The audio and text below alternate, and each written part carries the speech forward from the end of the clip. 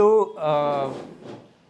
ये जो प्रॉब्लम थी ना, जैसे आज हम हंसते हैं कि वो पुरानी उन फिल्मों में हीरो हीरोइन एक ही जगह बैठ के और पूरा गाना ऐसे ऐसे हिल हिल के गा रहे हैं, तो वो एक्चुअली मजबूरी थी उनकी कि वो हिल नहीं सकते क्योंकि रिकॉर्डिंग नहीं हो पाएगी उसमें हिलने में। उनको आसपास तो वो साजिंदे बैठे हैं वो वहीं पे बजा रहे हैं, वो गा रहे हैं। तो ये इसको ओवरकम करने के लिए पंकज मलिक ने सोचा कि क्या किया जाए, तो उन्होंने सबसे पहले गाने रिकॉर्ड किए और फिर उसको बाद में उसमें ऐड किया। तो यहाँ से प्लेबैक सिंगिंग जो है 1935 से शुरू हुई। तो 1935 में जब ये प्लेबैक सिंगिंग शुरू हुई तो इससे एक और सीन क्या चेंज हुआ कि अब मार्केटिंग का एक स्कोप बढ़ गया। पहले गानों की मार्केटिंग कर दो, गाने अच्छे चल जाएं, फिर फिल्म रिलीज होने पे और उसका प्रॉफिट मिले। अब classical music versus film music, आपको क्या लगता है क्लासिकल म्यूजिक और फिल्म म्यूजिक के क्योंकि पहले तो ये माना जाता था कि क्लासिकल म्यूजिक ही प्योर है, फिल्म म्यूजिक को बहुत नीची नज़रों से देखा जाता था। Not necessarily. शुरू में 30s में क्लासिकल म्यूजिक पे ही बेस्ड होता था, लेकिन धीरे धीरे वो उससे दूर होता गया। नहीं,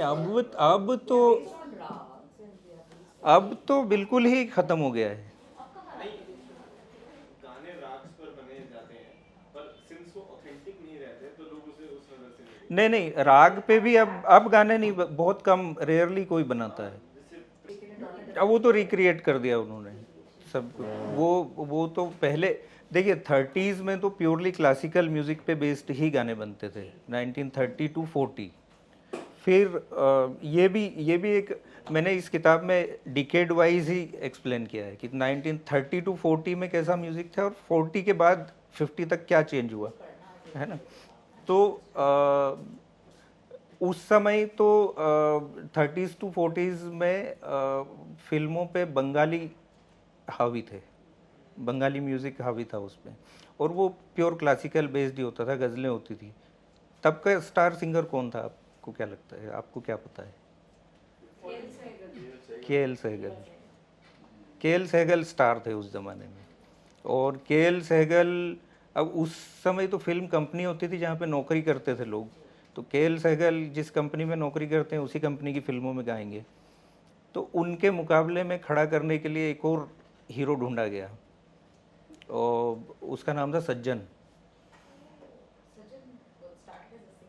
हाँ, तो उसको उसका गाना और उसकी एक्टिंग देख के वो पहली फिल्म उसकी थी शायद डेक्कन क्वीन। डेक्कन क्वीन उनकी पहली फिल्म थी। तो सज्जन को के.एल. सहगल के मुकाबले के लिए ढूंढा गया था कि के.एल. सहगल उनका स्टार है, हमारा स्टार हम नया खड़ा करते हैं। तो सज्जन को ऐसे, लेकिन सज्जन को अब कोई नहीं जानता। के.एल. सहगल तो जानते हैं लोग, अब तक जानते हैं, अब तक नाम है। के.एल. सहगल को इसलिए भी जानते हैं क्योंकि उसके बाद की पीढ़ी में जितने सिंगर आए सभी के.एल. सहगल को कॉपी करते थे सभी के इंस्पिरेशन के.एल. सहगल थे। तो 40s के बाद क्या चेंज आया कि एक म्यूज़िक कंपोज़र थे गुलाम हैदर, वो उन्होंने पहली बार फोक म्यूज़िक को यूज़ किया फिल्म म्यूज़िक में, जो क्लासिकल म्यूज़िक छोड़ के फोक म्यूज़िक, और वो भी पंजाबी फोक को। तो 40s से पहले ढोलक वोलक नहीं होती थी फिल्म म्यूज़िक में, तबला, हारमोनियम, ये बेसिक बांसुरी, यही सब चीज़ें रहती थी बस। तो हाँ, मैंने वो सवाल इसलिए पूछा था classical music versus film music का कि जो शुद्धतावादी लोग हैं, जो प्योरिस्ट हैं, वो मानते हैं कि क्लासिकल म्यूज़िक में चूँकि हम एक राग को विस्तार देते हैं तो वो जो भाव होता है उसको हम पूरी तरह से प्रदर्शित कर सकते हैं।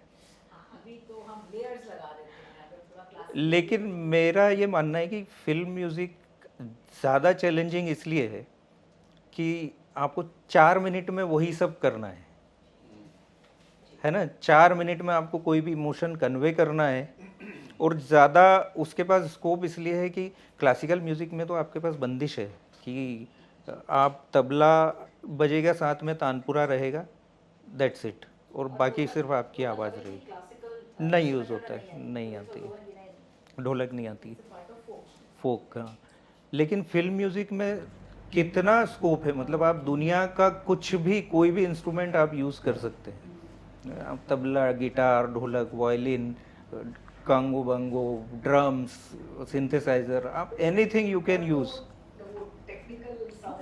टेक्निकल सिंथ साउंड, हाँ। तो मेरा ये मानना है कि फिल्म म्यूज़िक के पास ज़्यादा स्कोप है और वो ज़्यादा अच्छी तरह से इफ़ेक्टिवली आपको इम्पैक्ट कर सकता है। It's more rich, I would say. हाँ, प्रोवाइडेड यू यूज़ इट मैं क्रिएटिवली। मैं हाँ, तो बोलूं, अभी मैंने वो गाना रिसर्च किया, वो है ना हमारा, हम सबका फेवरेट है ना, ओ सुनियो रे हाँ। धीम तराना, right? And I was very enamored by it क्योंकि उसमें तराना का यूज है। हाँ, धीम But धीम। when I researched it, it has 5 layers, and Rahman has brought, he has put rap, he has put groove, he has put tarana, he has put a little bit of classical in it. So it's much more rich. जो लोग कहते हैं ना हमको पुराने गाने पसंद हैं, मेरे को ना उनसे भी शिकायत है, because they do not understand the good quality music that is being used today. But वही चीज़ है कि उस टेक्निक को यूज़ कितना अच्छी तरह से किया जा रहा है। आप 100% टेक्निक, लिरिक्स का भी बड़ा रोल है। लिरिक्स जो पुराने, जैसे मैं सुनता हूँ पुराने गाने, तो मैं तो लिरिक्स पे ज़्यादा ध्यान देता हूँ। जी, But I enjoy that poetry, the lyrics. absolutely. तो वो आजकल that is lacking. these days. हाँ, लिरिक्स का तो है, बहुत रेयरली अच्छे लिरिक्स आते हैं। आजकल अभी तो बहुत ही गंदा हो गया है। अभी कुछ गाना है, हाँ। you cannot call them songs. Still, I would say Amitabh Bhattacharya is. हाँ, अमिताभ भट्टाचार्य है, इरशाद कामिल है, ये Saeed And Qadri Rockstar has है। beautiful songs, अगर, हाँ। और पता है ये जो कुछ लोग हैं जैसे जावेद तो खैर लिखते नहीं, हाँ, गुलजार तो he lives in a world of dreams, हाँ। but जो जावेद लिखते हैं वो हमारी प्रॉब्लम है, जो you can identify and you can learn so much. कई लोग जावेद अख्तर को उपमाओं का शायर कहते हैं कि उपमाएं बहुत देते हैं वो हर। Yeah, but then he says, But then the language is rich. हाँ, We can. no, and there is a moral substance to it. हाँ। तो 40s में फोक म्यूज़िक बेस्ड हो गया है ना। पहले जब गुलाम हैदर ने वो फिल्म थी शायद किस्मत नाम था फिल्म का, वो फिल्म के गाने आए तो बहुत हंगामा हुआ था कि ये क्या म्यूज़िक है, ये पूरा हमारे वो परंपरा ही तोड़ दी है, ये वो सब आउटरेज जैसे होता है। हमेशा कुछ नया है, पर फिर उसके बाद से म्यूज़िक वैसा ही हो गया, सभी लोग उसको यूज़ करने लगे। फिर नौशाद आए 1944 में, तो नौशाद यूपी का फोक लेके आए, तो यूपी फोक उसमें वो किया। जो वेस्टर्न इन्फ्लुएंस है वो 50s के बाद शुरू हुआ। 50s के बाद वो सी रामचंद्र ने गाना बनाया था आना मेरी जान संडे के संडे। तो सी रामचंद्र शिष्य थे अनिल विश्वास के। अनिल विश्वास 30s और 40s के सबसे बड़े म्यूज़िक कंपोज़र हुए थे। तो जब उन्होंने ये गाना बनाया संडे के संडे, तो उन्होंने बोला क्या बनाया है तूने तो वो बोले कि अब मुझे अपनी छाया से बाहर निकलने दो, क्योंकि वो इससे पहले जो म्यूज़िक बनाते थे लोग समझते थे ये अनिल विश्वास ने बनाया है। तो बोले मुझे अपना कुछ करने दो। मैंने क्या भाई, वेस्टर्न इंस्ट्रूमेंट यूज़ किए हैं और क्या गलत किया है। तो पर वो कोई भी चेंज, उसके बाद वही प्रॉब्लम होती है कि अब तुमने ये तो इसको पश्चिमी सब कर दिया है, आना मेरी जान संडे के संडे, क्या होता है। तो 50s के बाद से म्यूज़िक में वेस्टर्न इन्फ्लुएंस शुरू हुआ। no, no, he chose Hemlata because Lata. 50s के अच्छा, लता किशोर रफ़ी की आमद कब हुई? क्योंकि हेमलता तो ओपन Scene ब्लेम पे। करती है कि लता ने मेरा क्या आपको पता है? So नहीं, उसने अपनी बहनों को नहीं आगे किया। I mean, she was enemies with Asha Bhosle. Lata Mangeshkar 48 में, तो किशोर कुमार भी 48 में, और मोहम्मद रफ़ी 46, 45, 46 में आ गए थे। सब सारे ने स्टार्ट 40s से किया था। और अच्छा, किशोर कुमार, मुकेश, ये सब के.एल. सहगल से इंस्पायर्ड थे, लेकिन रफ़ी साहब के.एल. सहगल से इंस्पायर्ड नहीं थे। वो इंस्पायर्ड थे जी.एम. दुर्रानी से। जी.एम. दुर्रानी 40s के स्टार सिंगर थे, जिनको अब कोई भी नहीं जानता है। और उस समय उनका जलवा ये था कि उनकी वैन थी जिसमें पूरा शराब का बार चलता था अपना बार साथ लेके चलते थे वो, ये जलवे थे उनके। और बाद में ये हुआ कि उनको एक किराने की दुकान खोलनी पड़ी थी एंड में। दिस इज टाइम, मतलब वो मुंहफट आदमी थे, कुछ भी किसी को। एक किस्सा बताते हैं कि लता मंगेशकर को कुछ बोल दिया था उन्होंने, कुछ पहन के आई थी, उस पहनावे पे कुछ कमेंट कर दिया था, तो ये भी कहते हैं कि लता मंगेशकर ने उनका करियर ख़त्म करवा दिया उसके बाद। हाँ, वो तो बहुत ही vindictive किस्म की बात है। हाँ, ये तो उनके बारे में किस्से हैं लता मंगेशकर के बारे में कि वो पंगे बहुत हुए उनके, साहिल लुधियानवी के साथ हुए, एस.डी. बर्मन के साथ हुआ, और With this fellow, the blind man. Ravindra Jain के साथ, और वो असम के जो थे, एस.डी. बर्मन, नहीं हजारिका, भूपेन हजारिका। वो रविंद्र जैन से तो शायद हेमलता की वजह से हुए होंगे, Hemlata. He chose Hemlata because Lata did not sing. अच्छा ये 70s का है ना slang. क्योंकि हेमलता तो ओपनली ब्लेम करती है कि लता ने मेरा करियर आगे नहीं बढ़ने दिया। So many उसने अपनी बहनों को नहीं आने दिया. हाँ I mean, she was enemies with Asha Bhosle. हाँ, तो 40, आशा भोसले का range ज़्यादा है. हाँ, I consider her to be a better singer than him. But वो जो लता मंगेशकर की आवाज़ में जो डिवाइननेस है ना, डिवाइन वॉइस है, मतलब वो प्योरिटी है। प्योरिटी, वो आप एज ए पर्सन उसको अलग रखें तो वो आवाज़ वैसी कोई आवाज़ नहीं है, पर आशा भोसले की आवाज में जो कशिश है कशिश है। And range, she can sing anything. अब ये बहस जो है ना, ये रफ़ी किशोर के बारे में भी खूब चली है कौन बेटर है, मोहम्मद रफ़ी बेटर है या किशोर कुमार बेटर है? You can't decide, you can't. हाँ, they are all unique in their own sense. हाँ हाँ, क्योंकि जब आप मोहम्मद रफ़ी का एक गाना सुन रहे हो तो आपको लगता है अरे यार कौन गा सकता है इससे अच्छा, और फिर जब किशोर कुमार को सुनोगे तो एंड मुकेश, ऐसा गाना है ना रफी जी ने भी गाया और किशोर ने भी हाँ है ना, कौन सा वाला गाना है? तुम बिन जाऊँ कहाँ। और उसमें जब किशोर के आवाज आई है तो उसने हाँ, एक चीज़ आप ध्यान दें कि किशोर कुमार क्या, मतलब जैसे रफ़ी किशोर ने जो गाना गाया है या लता किशोर ने जो गाने गाए हैं, तो उसमें से किशोर का वर्जन हमेशा अच्छा रहा है, ये हमेशा से रहा है। रफी जी ने किसी कई टाइम पे बोला ना कि टाइगर है वो। हाँ, तो एक रोनू मजूमदार जो है बांसुरी वादक, उन्होंने एक किस्सा बताया था कि गाने की रिकॉर्डिंग थी, वो दोस्ताना का गाना, बने चाहे दुश्मन ज़माना हमारा, तो बोले रफ़ी साहब तो पंक्चुअल आदमी थे, समय पे आ गए और रिहर्सल करते थे वो पहले, तो खूब सारी रिहर्सल कर रही, किशोर कुमार आ ही नहीं रहे, बहुत टाइम हो गया, 2 घंटे से वेट कर रहे हैं हम। तो मैंने सोचा कि रफ़ी साहब ने तो इतनी रिहर्सल कर रही है, अब ये किशोर कुमार क्या गाएंगे इनके सामने। हाँ हाँ, तो वो आए और अपने वही मस्ती वस्ती करते हुए वो चलो गाना गाते हैं, तो गए, और जब रफ़ी साहब का पोर्शन ख़त्म हुआ और उन्होंने जो शुरू किया, तो मैंने कहा ये तो खा गए रफ़ी साहब को पूरा क्योंकि वो जो बुलंदी है ना किशोर कुमार की आवाज़ में, वो न भूतो न भविष्यति, वो बात है कि वो जो आवाज़ जब आती है तो ऐसा फुलफिलिंग होता है पूरा कि ये है आवाज़, जान है। हाँ, अच्छा, बहुत सारे सिंगर ये किशोर कुमार का उदाहरण ऐसे लेते हैं कि उन्होंने तो क्लासिकल म्यूज़िक सीखा नहीं था, तो ज़रूरी नहीं है, जबकि वो यूनिक आदमी था, वो उसी के लिए था बस वो क्राइटेरिया सिर्फ किशोर कुमार के लिए ही था कि वो न भी सीखे तो वो ग्रेट है। अशोक कुमार की भी आवाज हाँ, बढ़िया।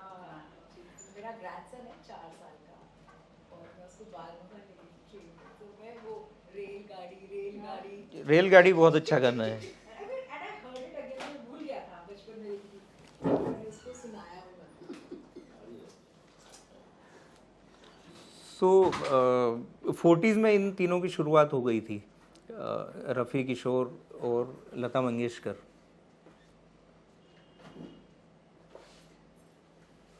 और कोई भी है क्या? कुछ आवाज़ आई थी।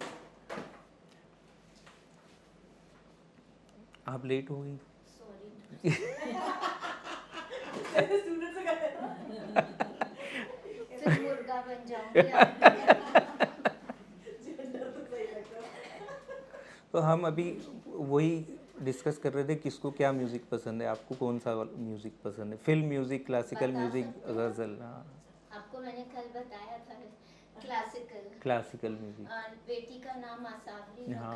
है। हम हस्बैंड वाइफ मिले ही इसलिए कि हम क्लासिकल ही सुनते, फिल्मी घर में नहीं बजाते थे। मतलब आप सुनते हैं क्या? बेटी आने के बाद पता चला कि उनको ज्यादा फिल्मी पसंद है।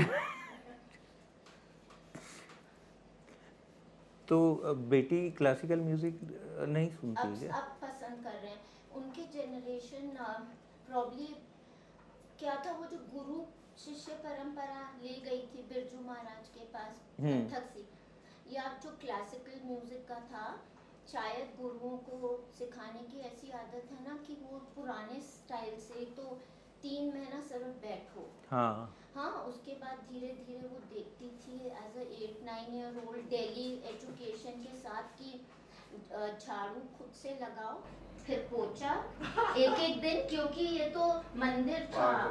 और फिर धीरे धीरे मुझे भी डर लगने लगा, क्योंकि अगर उसकी उम्र नहीं है तो मेरी तो थी कि भाई गुरुजी के लिए चाय बनाएंगे, वो जो ऐसा स्टोव है। तो फिर वो मतलब माहौल ही ऐसा है कि गुरु नहीं हिलते क्लासिकल में, तो आप उनके पास, तो फिर I think she was not ready at that time. तो फिर वो उन्होंने कुछ नया सब सीख साख के अब she enjoys and now we tell her कि ये अब सुनती है। वो धीरे धीरे ही समझ में आता है। जैसे 91 में मेरे यहाँ पे 2-in-1 लेके आए थे पिताजी, बहुत सारी कैसेट्स लाए थे, उसमें लता रफ़ी की बहुत सारी थी जो मैंने साइड में रख दी, क्योंकि मुझे तब पुराने गाने नहीं पसंद थे, नए गाने पसंद थे।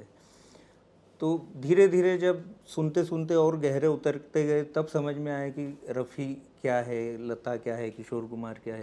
सिर्फ 2 गज़लों की कैसेट थी, वो मैं बार बार लगा के और वापस निकाल देता था कि ये क्या है यार ये चीज़ क्या है, समझ ही नहीं आता था कि गज़लें गुलाम अली क्या गा रहे हैं, क्यों गा रहे हैं फिर धीरे धीरे जब उसमें उतरते गए तब समझ में आने लगा, और फिर उसके बाद सिर्फ गज़लें सुनने लगे, फिर क्लासिकल सुनने लगे। तो वो तो इट्स ए ग्रेजुअल प्रोसेस, वो धीरे धीरे ही पहुँचता है। कई सारे गाने ऐसे तो अचानक से समझ में आते हैं लाइन कि ओ इसका ये नहीं था। हाँ, समझ नहीं आया। और वो बचपन में ऐसे ही है, हमने भी एक्चुअली सडनली उधर याद आया, अपनी गलती याद ही नहीं आई, बिकॉज हमने भी सीखना शुरू किया, तो हमें क्लासिकल वही एज थी 7-8-9, तो नहीं मजा आता था, तो एक ही गाना सीखते थे मालकौंस में, मुख मोड़ मोड़ मुस्कात जात, because my dad love that song, तो वो गाना टाइप था। पर क्लासिकल बोरिंग लगा था तब। धीरे धीरे, और फिर तानसेन समारोह होता है ना ग्वालियर में, तो अब तो बैठ के 10 बजे खत्म हो जाती हैं, तब तो रात में 10 शुरू होके सुबह 5, तो बच्चों के लिए सिर्फ फन था कि 3-4 दिन रौनक है। और वो काजू किशमिश अपने पॉकेट्स में, रजाइयाँ, लॉन्ग बैठक होती थी ना, नीचे बैठो, पर ऐसे करते करते तब बोरिंग लगता था, हम तो खाने पीने या उनका मजाक उड़ाने जाते थे कि वो तबलची ऐसे ऐसे कर रहे हैं वो सब याद है। लेकिन वो धीरे धीरे वही चीज स्टेज डेवलप हो जाता है, पता भी नहीं चलता कब डेवलप हो गया, क्योंकि मैं भी अपने पेन सब में ऐसे ही जाया करती थी छोटी, और फिर धीरे धीरे क्लासिकल में स्टेज डेवलप हो गया। क्लासिकल के लिए थोड़ी सी ट्रेनिंग, मतलब थोड़ा समझ ज़रूरी है, अगर समझ दे दी जाए तो फिर मज़ा आने लगता है, वो अपने आप डेवलप होने में तो बहुत टाइम लगता है। मेरे घर में तो मेरे मिस 4 बजे से रियाज स्टार्ट कर दी थी, तो बड़ी नींद उससे खुलती थी। तो हम 50s में गए थे। हम 50s में एक और इंटरेस्टिंग बात हुई थी कि एक जो उस समय इंफॉर्मेशन एंड ब्रॉडकास्टिंग मिनिस्टर थे बीवी केशकर, तो वो उनका ये मानना था कि क्लासिकल म्यूज़िक ही सुनना चाहिए लोगों को, फिल्म म्यूज़िक हमको बर्बाद कर रहा है। तो उन्होंने 51 में बैन कर दिया था रेडियो पे फिल्म म्यूज़िक बजाना, पूरी तरह से बैन कर दिया था। तब ये जो रेडियो सिलोन जो शुरू हुआ ना, वो सिलोन तब शुरू हुआ क्योंकि लोगों को तो सुनना था, तो वो रेडियो सिलोन बजाने लगा फिल्म म्यूज़िक, तो लोग उधर शिफ्ट हो गए, विविध भारती बंद कर दिया सुनना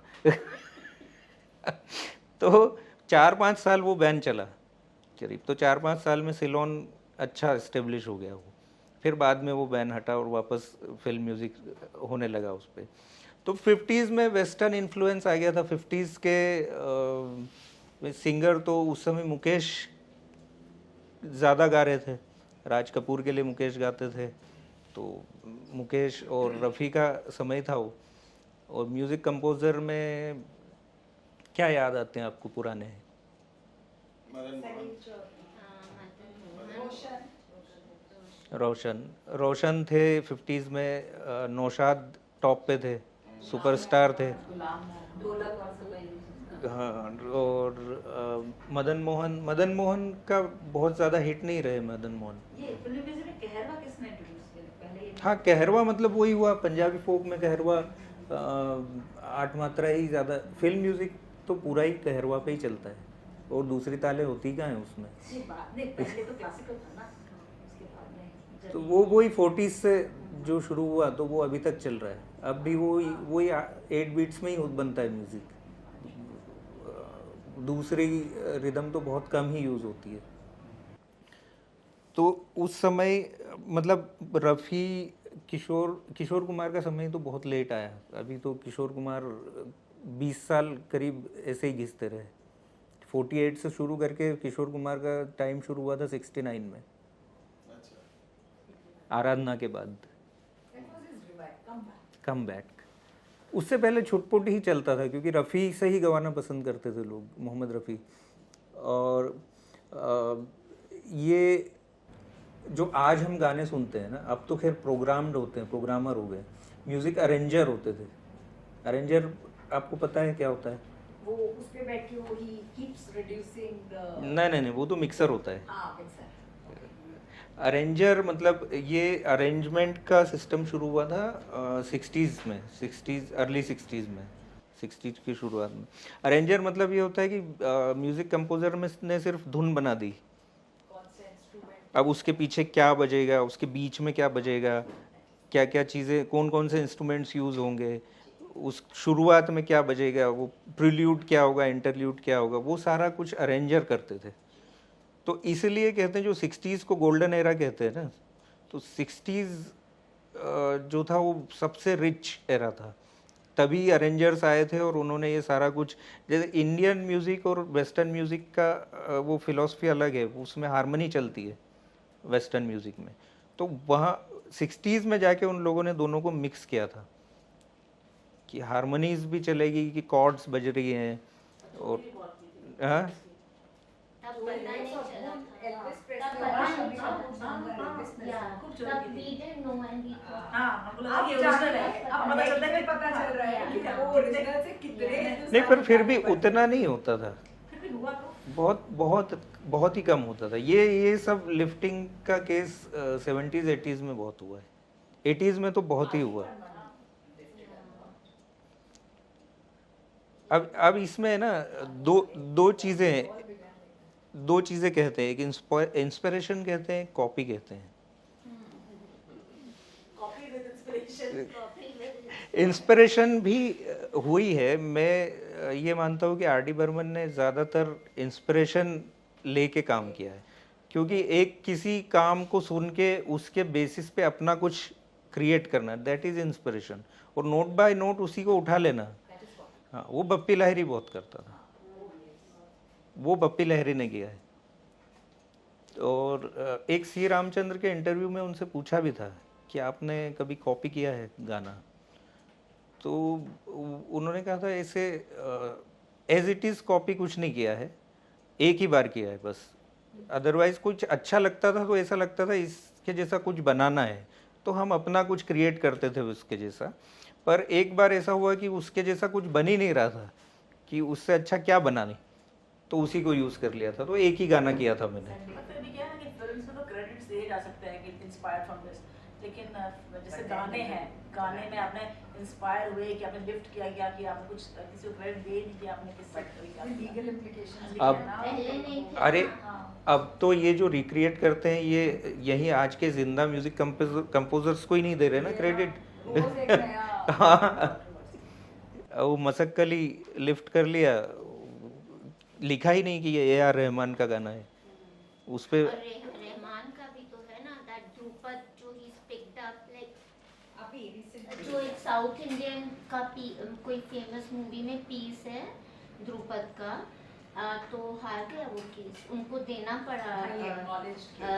कि ये ध्रुपद आई थिंक डागर वाली फैमिली या किसी ने तो, और ऑफ कोर्स वो लिफ्टेड था, ये कोई बड़ी फेमस पिक्चर थी जो just a month ago आई थी। बहुत बड़ी मूवी के लिए। साउथ की मूवी हाँ, तो वो भी है कि यू नो अगर आप देखो रहमान या जो हैं वोक हैं, ये तो वेस्ट में इतना काम करके आए हैं, दे अंडरस्टैंड, पर जब इंडिया आ जाते हैं तो ये सोचते हैं कि वो सडनली हमारा फिल्टर ही गायब हो जाता है ऑफ बीइंग ट्रूथफुल, कि आपने उठा लिया पीस, पर है तो क्यों नहीं देना क्रेडिट, दे सकते हैं ना, हाँ, original classic नहीं है तो, या भजन का कुछ ले लिया जो प्रचलन में था। हाँ। पर अब अगर आप ये वेस्ट में करोगे नाउ इधर भी इम्प्लीकेशंस है, पर हम इंडिया आते ही सोचने चल सकता है, यहाँ सब चलता है। क्या कुछ नहीं होगा। When Rahman started up, I think पहले ना हमारे since inception, either he is inspired or he copies.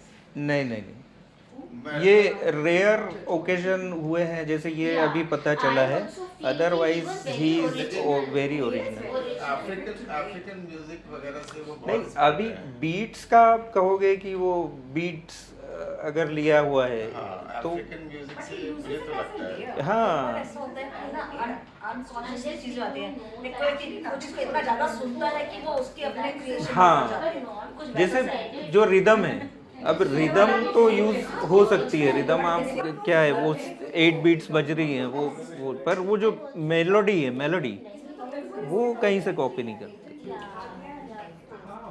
ऐसा हुआ है, मैं गाने भूल रही हूँ, पर किसी ने ऐसा भी दिखाया है अब कि हमारे गाने के बाद जो अब आजकल लोग हाँ, होता ही होगा। ऐसा होता है, इसमें हमारे 2 फिल्मी गाने होते हैं, ऐसा भी दिखाया है। अरे नेट में जाके अगर पूछो हाँ। ना, वो अरे जलेबी, कौन सा जलेबी बारी और कहाँ से अगर कोई गाना राग पे आधारित है उसमें हाँ, हाँ। तो राग है, नेट तो में राग जाके है, अगर तो गाना पूछो वही पैटर्न वो तो फिर कॉपी हो गई। कॉपीराइट उस राग पे गाने को नहीं, पर वही पैटर्न नोट्स का वो तो फिर कॉपी हो गई ना। उस राग पे गाने तो अब जैसे शिवरंजनी पे मेरे नैना सावन भादो है, जाने कहाँ गए वो दिन है, दोनों अलग अलग सुनाए थे। हाँ हाँ। अभी ऐसा भी सुनने वाला है ना कि जो बॉलीवुड फिल्म के स्टाइल में वो लोग फिल्म बना रहे हैं, they also wanted music, song dancing. Lala land को ऑस्कर मिला था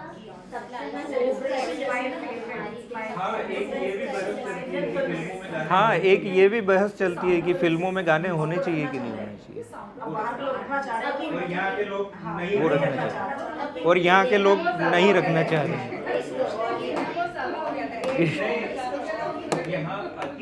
नहीं, यहाँ अति ये हो जाती है कि गानों के लिए फिल्म बनाने लग गए थे। हाँ हाँ, जबरदस्ती। सबसे आई थिंक एक पूरा दौर रहा है पिछले 5-7 साल का, जहाँ पे सिर्फ एक गाना अच्छा शूट किया जो है ही नहीं पिक्चर हाँ। में, क्रेडिट में, और वो टीजर में दिखा के लोग आ गए हैं। वो गाना है ही पिक्चर इसलिए चली है because of that one song. If you see lot Recently, I've heard one of my colleagues, they went to CP, to Sabha, and वहाँ पे जो वो स्त्री का गाना है ना, आज की रात, हाँ हाँ, वो किसी ने 6 घंटे से लूप पे चलाया, 6 घंटे से, और 6 hours it was on loop, और सिर्फ 2 ही लोग बैठे थे, other than सारे some बाकी people, दुकान को शटर पे डाल दो। 6 घंटे is too much। और मैंने कहा कि स्क्रीन पे चल रहा था कि सुन रहे थे, because that is also one of the options। It was on screen। No wonder. हाँ। After 2 drinks they would have yeah. So वो तो कोरियोग्राफी को देना पड़ेगा क्रेडिट। हाँ, मतलब ऐसा भी वो गाना नहीं है कि उसको 6 घंटे तक सुना जाए।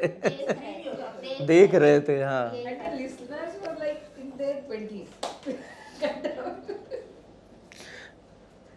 But that was something. इसी से रिलेटेड जो नया वर्जन आया था कांटा लगा का, it was all because of the video that it got. हाँ, एक्चुअली वो गाना ही लोगों को तब पता चला जब वो वीडियो आया था। हाँ तो बहुत सारे ऐसे गाने हैं जिसका वीडियो का इम्पैक्ट इतना ज्यादा है। हाँ, जबकि वो ओरिजिनल जो सॉन्ग है 70s का है, वो आर.डी. बर्मन का गाना है। ये बहुत सारे ऐसे गाने जो अभी जनरेशन सोचती है कि अभी भी आए हैं, हम कहते हैं ये पुराने गाने कभी देखे हैं। जैसे धुरंधर में बहुत सारे ऐसे जो गाने पुराने उसके बच्चे सोच रहे हैं कि ना ये नया है, ये नया नहीं है। धुरंधर में वो जो कव्वाली का सत्यानाश किया है, ना तो कारवां की तलाश है, उसका भी करा, छाप तिलक सब हाँ, उसका भी कर दिया। हाँ, नहीं उसमें एक वो ये दीनी वेट संगीत टू समथिंग, उसमें छाप तिलक सब छीन कर उन्होंने नया पॉप वर्जन निकाला है। मतलब छाप छाप तिलक तो बहुत लोगों ने गाया है, और छाप तिलक जो वो आपने अगर उस्ताद शुजात हुसैन खान का नहीं सुना है तो फिर कुछ नहीं सुना। उनसे पहले औरों ने नहीं गाया होगा क्या? छाप बहुतों ने गाया है, नुसरत साहब ने भी गाया है। नुसरत साहब का सबसे पहले सुना था, या फिर आबिदा परवीन। आबिदा परवीन ने भी गाया है। स्टूडियो में बहुत अच्छा ये सारे खुसरो और बाहुबली हाँ, से इंस्पायर हाँ। हुए। जैसे खुसरो का जो वो था फेमस कलाम के खुसरो दरिया प्रेम का उल्टी वागी धार, हाँ। जो तरह से डूब गया जो डूबा सो पार, उस पर कितने हिंदी गाने बने जिसमें दिल को ऐसे दरिया रेफर करा गया है, दरिया में डूब जाना नदी की तरह रेफर करा गया है, तो वो वही सब से डेवलप हुआ है सब।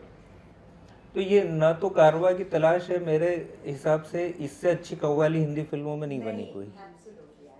इस ये रोशन आपके सबसे अच्छा हुआ पुराने को भी ला करके नए वर्जन में देना, नई जनरेशन को, कि खराब किया पुराने वर्जन? अरे उसको रूह में तो हाँ, उसको बर्बाद कर दिया। या तो आप इसको रैंकिंग को पर अगर maintain नहीं लाते तो अभी जनरेशन कैसे समझती है? मत सुनने दो ना उनको।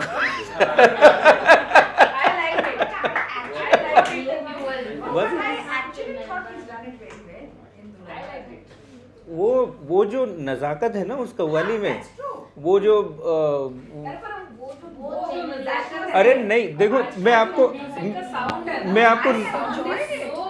नहीं, मैं आपको रिक्रिएशन का एग्जांपल देता हूँ कि वो जो गाना है ओ हंसनी है ना, वो 2005 या 6 में एक फिल्म आई थी दिल विल प्यार व्यार, उसमें सारे आर.डी. बर्मन के गाने रिक्रिएट किए थे, और वो इतने अच्छी तरह से रिक्रिएट किए थे, उसमें वो हंसनी हरिहरन ने गाया था। तो मैं ओरिजिनल की बजाय वो ज़्यादा सुनता हूँ, हरिहरन वाला। उसने हरिहरन ने एक ये गाया था, एक वो तेरे बिना जिंदगी से कोई शिकवा तो नहीं, क्या गाया था और क्या अरेंज किया था म्यूजिक को। तो ये जो पेपॉन ने गाया है रिमझिम गिरे सावन, श्रेया घोषाल और पेपॉन ने गाया है, वो नहीं सुना मैंने। नहीं सुना? हाँ, सुना दी तेरे को? मैं अभी मतलब कई सालों से मैं रिस्क ही नहीं लेता। रहमान का अगर है म्यूजिक तो सुनता हूँ, अदरवाइज नहीं सुनता। उसने गाया है पेपॉन ने, and it's a wonderful work. पपौन अच्छा गायक है, पर ये हाँ, बहुत ही बढ़िया है। मैं तो ये कहता हूँ अरिजीत एकदम फालतू सिंगर है, पपौन उससे लाख दर्जा बेहतर है। हाँ, लाख दर्जा बेहतर है पपौन। Why? Because Arijit has a range. वो रेंज ही है बस, His voice is flat. वो फ्लैट गाता है, एकदम फ्लैट गाता है। नहीं, लेकिन आयत अच्छा गाया है, आयत में आयत बात अच्छा। मतलब तो बहुत- देखो अरिजीत के 4-5 गाने हैं, आयत, लाल इश्क और आज जाने की जिद ना करो, बहुत अच्छा गाया है। आयत अच्छा गाया है। मतलब मध्य से लेके तार सब तक। अरे पर वो है ना जो खुरदरी आवाज बना के गाता है और एकदम फ्लैट गाता है, मतलब उसके भाव नहीं है, उसके गायकी में भाव नहीं है, इमोशंस नहीं है उसकी गायकी। हाँ, ले आया बहुत अच्छा गाया है। उससे ज्यादा अच्छा रेखा भारद्वाज ने गाया है। I think उससे which one? फिर ले आया दिल। Bharadwaj himself, she has admitted that the original version with Arijit has sung, which was sent as a scratch to Rekha Bharadwaj, has recommended by her, please को रखो movie में। This is too- I don't agree with that Arijit. वो अरिजीत से है ना विशाल भारद्वाज का बड़ा अच्छा रिलेशन है। Whatever. वो तो मोहित ज्यादा गाते हैं उनके लिए। नहीं अरिजीत से गवाता है वो, एक आध गाना तो गवाता ही है। तो मेरे हिसाब से तो अरिजीत को तो मैं झेल ही नहीं सकता। आई कैन नॉट सी। उनके शोज में से walkout is a very good singer, he is better than many. Papon अच्छा सिंगर है यार। पपॉन क्या मोह मोह के धागे उसके किसी भी गाने पे भारी है। His voice is amazing. नहीं उसका वो सुनो, एक अकेला ही शहर में उसने गाया है लाइव सिंगिंग में। पता नहीं, हम लोग इतने गाने तो पुराने ही सुने हुए हैं, नए में इतना एक्सपर्टीज नहीं है जितना आप लोग ने सुना है। तो ना तो कारवां की तलाश है का यूएसपी ये है कि उसमें पूरी कव्वाली में इतने सारे वेरिएशंस हैं कि मन्ना डे के बाद जब रफ़ी साहब आते हैं, फिर आशा जब आती है, तो वो सब इतने वेरिएशंस है कि आप सुन के पागल हो जाते हैं कि क्या बात है। हाँ हाँ, मतलब वो ऐसा नहीं कि एक जैसा चल रहा है, जबकि वो हर स्टैंजा अलग है, मतलब हर स्टेंजा अलग है। But still put together. हाँ हाँ, तो वो पूरा खत्म होने के बाद आपको मजा आ जाता है कि वाह कुछ सुना हमने। जब धुरंधर में आया सो आई वेंट बैक हाँ, टू हियर द ओरिजिनल। तो वो उस समय रोशन को कव्वाली सम्राट कहते थे कि 50s में रोशन ने बहुत कव्वालियाँ बनाई। हाँ, और हालांकि रोशन बहुत ज़्यादा सक्सेसफुल म्यूज़िक कंपोज़र नहीं थे। And he died very young. हाँ, और सो क्विकली हम आगे आ जाते हैं 90s में। 80s का तो दौर सबसे ख़राब माना जाता है म्यूज़िक का कि उसी समय वो झोपड़ी में चारपाई और उस टाइप के गाने खूब वो जितेंद्र श्रीदेवी के गाने खूब बने थे ना उस समय। 80s के वो 90s में तो फिर से रिवाइव हुआ था म्यूज़िक। रहमान 85 रे रहमान के अलावा क्या अच्छा था? नदीम श्रवण ने भी अच्छी, ले जाएंगे। जतिन ललित, नदीम श्रवण, इन लोगों ने अच्छा काम किया उस समय। नदीम श्रवण 90s 92 95 तक, वो भी चले गए, भाग लिए यूनिवर्स। हालांकि उनके भी जो ज़्यादातर जो हिट गाने हैं वो सब पाकिस्तान की गज़लों की कॉपी है। तू मेरी ज़िंदगी है तो लिरिक्स भी वहीं के उठाए हुए हैं। पाकिस्तान से पाकिस्तानी वो गज़ल है वो, तू मेरी ज़िंदगी है, तो वो पूरा रिदम विदम सब कुछ वहीं से उठा के एज इट इज़ छाप दिया उन्होंने। बहुत सारे गाने उन्होंने पाकिस्तान से उठाए, बट स्टिल वो चेंज लेके आए थे। 80s का जो म्यूज़िक था उसमें 90s में वो चेंज लेके आए थे नदीम श्रवण। और फिर रहमान ने तो पूरा ही चेंज कर दिया। बट 2005 के बाद से म्यूज़िक नहीं बन रहा है। 2005 तक अच्छा बना। 20 साल हो गए। ये जब आप कहते हैं कि म्यूजिक नहीं अच्छा बन रहा का मतलब क्या होगा? मतलब ये कि धीरे धीरे जैसे ओरिजिनल कंपोजिंग खत्म हो गई। जो मेलोडी क्रिएट करते थे ना, जो एक सिचुएशन पे आपको गाना बनाना है तो एक अच्छा सा कुछ कंपोज किया। अभी क्या वो नोट्स के कॉम्बिनेशंस चल रहे हैं बस।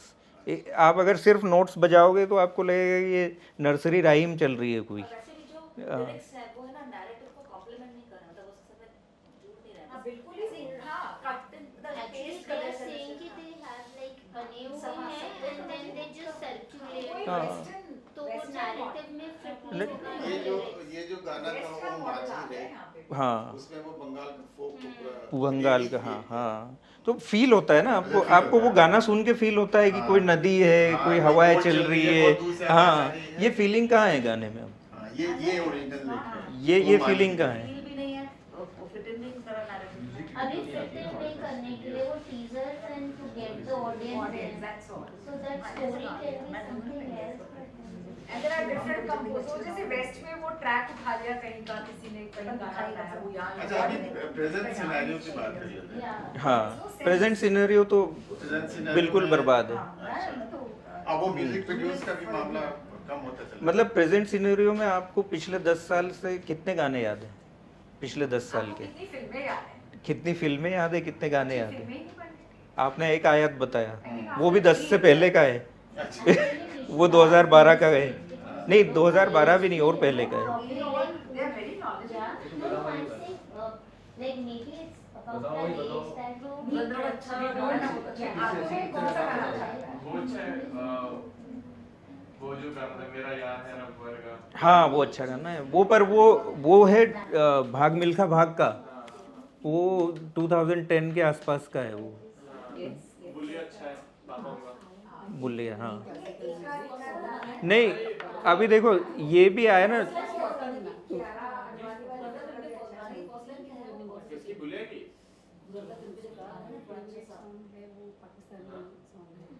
वन में हाँ वो जब मोटरसाइकिल पे जा रहे हैं हाँ ये वाला सॉन्ग गहरा हुआ, गहरा हुआ। गहरा हुआ। फिर भी मतलब हम जो हैं क्वांटिटी पिछले 10 साल में आप 10 गाने बता दो तो बहुत हो गए, 10 गाने बहुत हो गए। इक्का दुक्का कोई कहीं अभी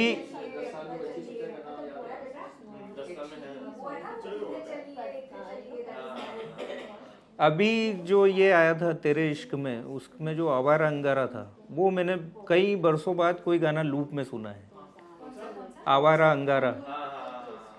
फहीमुद्दीन ने गाया है वो, धनुष वाली पिक्चर तेरे इश्क में। ऐसे गाकर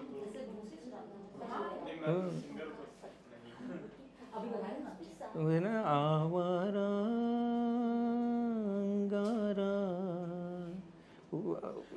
अमेजिंग, रहमान का गाना है अगेन।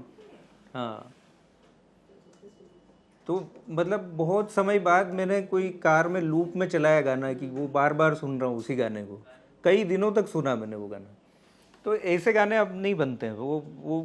वो अगेन ये गाना इसलिए अच्छा लगा कि ये टच करता है, फीलिंग है इसमें। चौहान ने गजल गाई थी एक वेब सीरीज के लिए। उनको हो क्या गया आजकल सुनिधि चौहान को?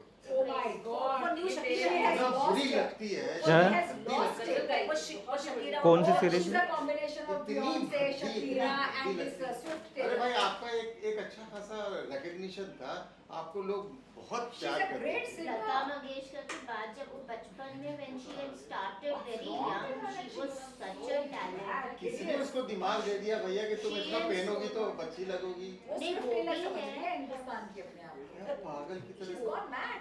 यस। अच्छी खासी लड़की थी. हाँ। नहीं बट वो करियर कहीं जा नहीं रहा है ना अभी। शोबिस तो करने को श्रेया घोषाल के आने के बाद सुनिधि धीरे धीरे फेड आउट हो गई।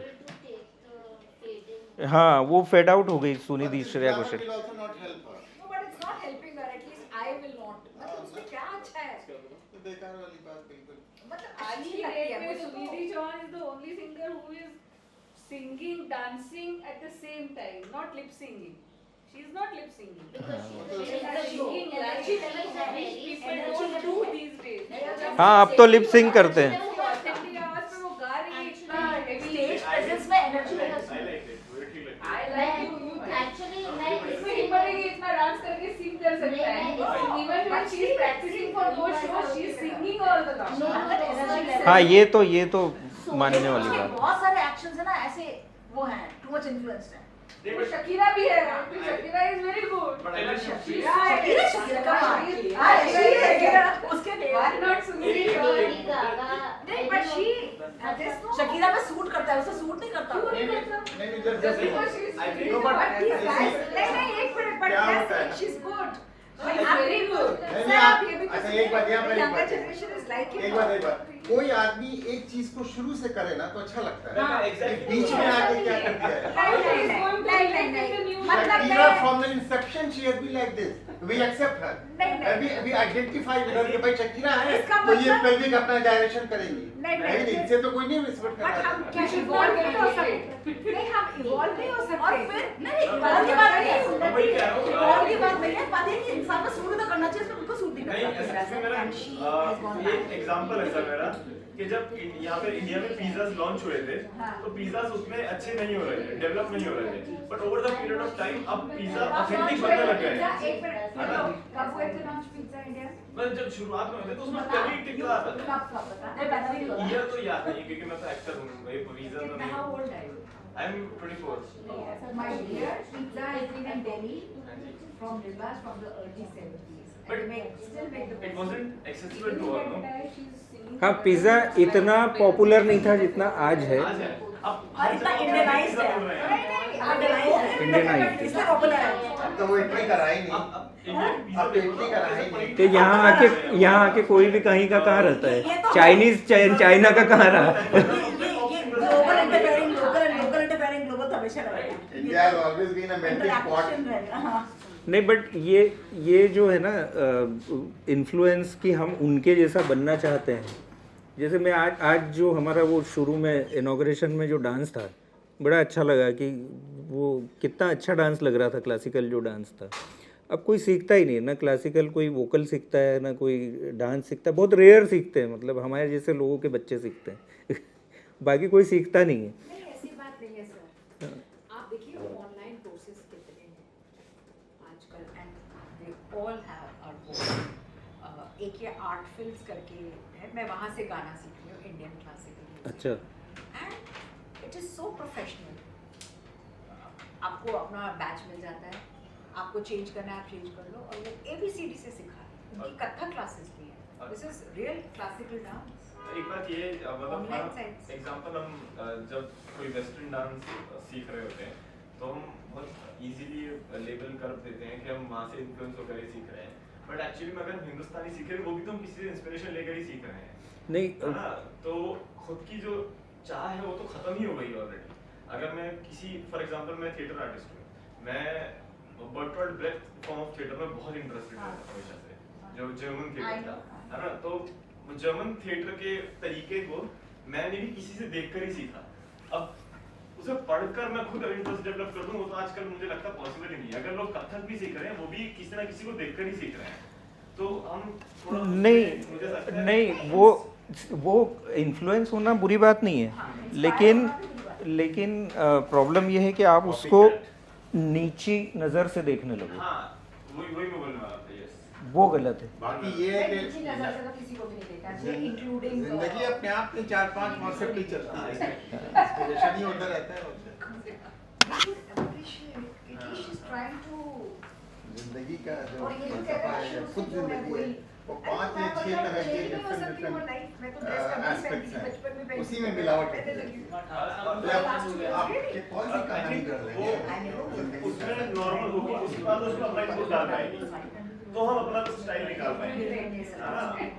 वो उसमें अगर वो सुनिधि उस पॉप में मास्टरी कर पाएगी तो वो शायद अपना फॉर्म नहीं निकाले जो आगे जाकर इंडिया को अरे उसको चाहिए कि कम से कम वो अपना फिगर बनाए वैसा शकीरा की तरह, तब अच्छी लगेगी।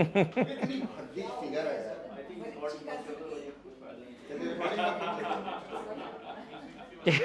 होता है ना कोई